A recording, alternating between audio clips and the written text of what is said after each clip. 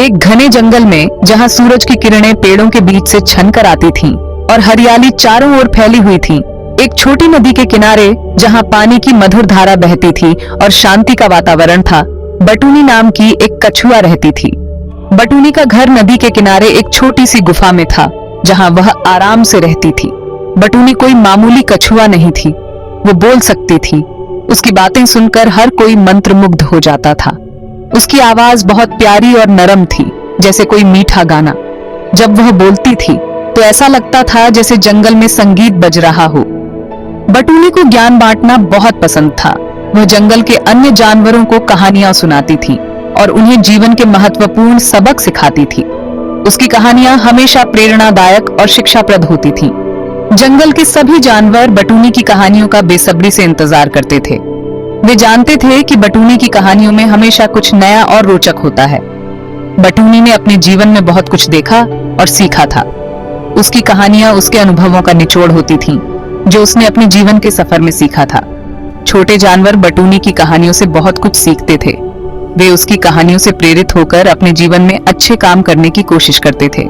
बटूनी का दिल बहुत बड़ा था। वह हमेशा दूसरों की मदद करने के लिए तैयार रहती थी।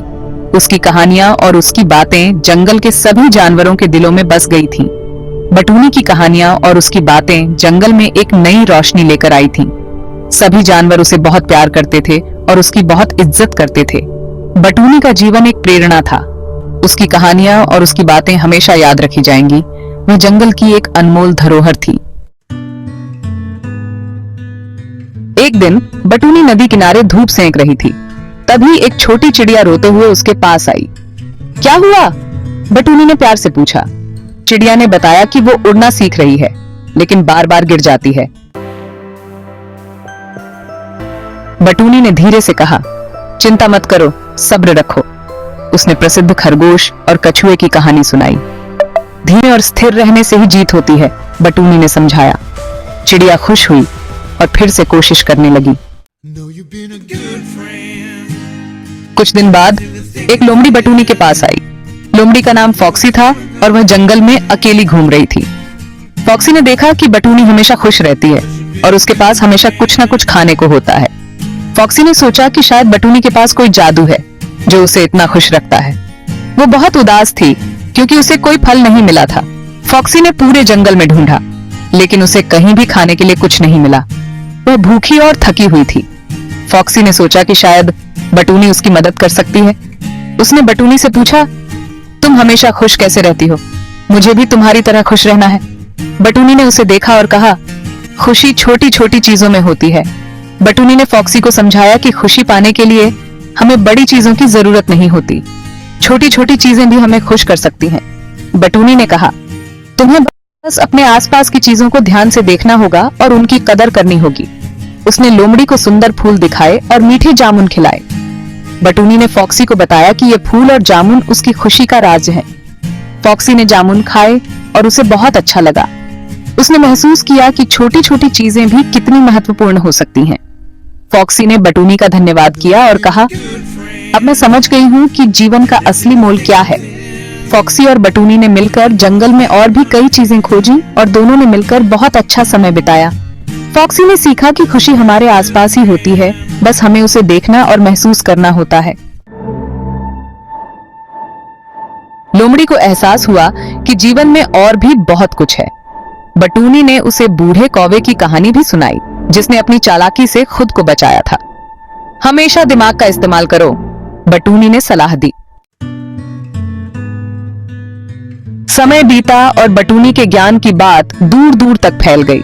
जानवर उसकी बातों को ध्यान से सुनते और उन पर अमल करते। एक बार एक हिरण बटूनी के पास आया जो शिकारी से बचकर आया था। बटूनी ने उसे शांत किया और उसे सुरक्षित जगह पर छुपा दिया। सच्ची दोस्ती मुश्किल समय में काम आती है, बटूनी ने कहा। हिरण ने बटूनी को उसकी मदद के लिए धन्यवाद दिया। बटूनी ने सभी को धैर्य, बुद्धिमत्ता, कृतज्ञता और दोस्ती का महत्व सिखाया। उसकी कहानियां और सीख पूरे जंगल में फैल गईं। बटूनी ने साबित कर दिया कि ज्ञान और दया सबसे बड़ी शक्ति है, और इस तरह बटूनी बुद्धिमान कछुआ जंगल की सबसे प्यारी और सम्मानित निवासी बन गई। बटूनी का जीवन एक प्रेरणा का स्रोत था। वह हमेशा शांत और धैर्यवान रहती थी, चाहे परिस्थिति कैसी भी हो। जंगल के अन्य जानवर उसकी इस विशेषता की बहुत प्रशंसा करते थे। एक दिन जब जंगल में एक बड़ी समस्या आई तो सभी जानवर बटूनी के पास सलाह लेने पहुंचे। बटूनी ने उन्हें धैर्यपूर्वक सुना और अपनी बुद्धिमत्ता से समस्या का समाधान निकाला। उसकी इस मदद से सभी जानवर बहुत खुश हुए और उन्होंने बटूनी का धन्यवाद किया। बटूनी ने उन्हें सिखाया कि कठिन समय में भी धैर्य और बुद्धिमत्ता से काम लेना चाहिए। उसकी इस सीख ने जंगल के सभी जानवरों को एक नई दिशा दी। बटूनी की कहानियां और उसकी सीखें जंगल के हर कोने में फैल गईं। उसकी दया और ज्ञान की कहानियां सुनकर सभी जानवर प्रेरित होते थे। बटूनी ने साबित कर दिया कि सच्ची शक्ति बाहरी ताकत में नहीं, बल्कि अंदरूनी गुणों में होती है। उसकी दया और ज्ञान ने उसे जंगल की सबसे प्यारी और सम्मानित निवासी बना दिया। बटूनी का जीवन एक उदाहरण था कि कैसे धैर्य, बुद्धिमत्ता, कृतज्ञता और दोस्ती से जीवन को सुंदर और सार्थक बनाया जा सकता है। उसकी कहानियां और सीखें आने वाली पीढ़ियों के लिए भी प्रेरणा का स्रोत बनी रहेंगी। बटूनी ने अपने जीवन से यह सिखाया कि सच्ची खुशी और संतोष दूसरों की मदद करने और उनके साथ अच्छे संबंध बनाने में है। उसकी इस सीख ने जंगल के सभी जानवरों को एकजुट किया और उन्हें एक परिवार की तरह रहने की प्रेरणा दी। बटूनी की यह सीखें और कहानियां हमेशा जीवित रहेंगी और जंगल के हर कोने में गूंजती रहेंगी।